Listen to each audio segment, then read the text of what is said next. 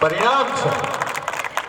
જો પ્રયત્ન ન કરો તો કદાચ સફળતા. જો એક વસ્તુ યાદ રાખજો, પહેલા સમૂહલગ્નમાં આવો વરસાદ પડ્યો, ધોઈ નાખ્યો. બીજી વખત યુવાનો એમ પણ કહી દે ભાઈ રેવા દો, કાંઈ ધંધો ન કરો, સમૂહલગ્નમાં હેરાન થાય. એમણે એ ચાલુ રાખી પરંપરા. એક કાર્યક્રમ, બીજો કાર્યક્રમ અને આ ત્રીજા કાર્યક્રમની અંદર પણ એટલી જ જબરજસ્ત સફળતા કે પહેલા બે કાર્યક્રમની સફળતા પણ આપણે ભૂલી જઈએ. પણ એ તાકાત ત્યારે જ બની શકે જ્યારે કોશિશ કરવાનો તમારો પ્રયત્ન ચાલુ હોય. કારણ કે શાંત ભवन में टिक रहना. आओ अमितभाई वाला, शांत भवन में टिक रहना यह उद्देश्य नहीं है जीवन का. हमें पहुंचना है उस सीमा तक जिसके आगे कोई राह नहीं. જેના પછી કોઈ મંજિલ ન હોઈ શકે, જેના પછી બીજો કોઈ રસ્તો ન હોઈ શકે, ત્યાં સુધી જવાનો અમારો પ્રયત્ન છે. અને હા, सफर में धूप तो होगी, जो तुम चल सको तो चलो. सभी है भीड़ में, जो तुम निकल सको तो चलो.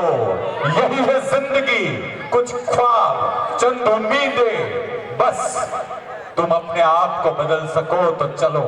અહીંયા જાતને બદલવાની વાત છે અને જાત ઉપર કોન્ફિડન્સ હશો તો તમે ચોક્કસ કહી શકશો કે if you see the moon, you see the beauty of God. If you see the moon, you see the beauty of God. If you see the sun, you see the power of God. And if you see the mirror, you see the best creation of God. So believe yourself. હંમેશા તમારી જાત ઉપર ભરોસો રાખો. ચંદ્રને જોશો તો કદાચ તમને એમ થશે કે ભગવાનની સુંદરતા આનાથી બીજી કોઈ ન હોઈ શકે.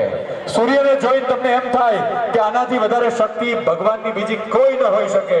પણ અરીસાને જોઈને હંમેશા એટલું જ યાદ રાખવાનું કે આનાથી વધારે સુંદર ક્રિએશન, સુંદર સર્જનાત્મક ભગવાનનું બીજું કંઈ ન હોઈ શકે. હંમેશા જાત ઉપર ભરોસો રાખો. આ જાત ઉપર ભરોસો રાખનાર ટીમ છે.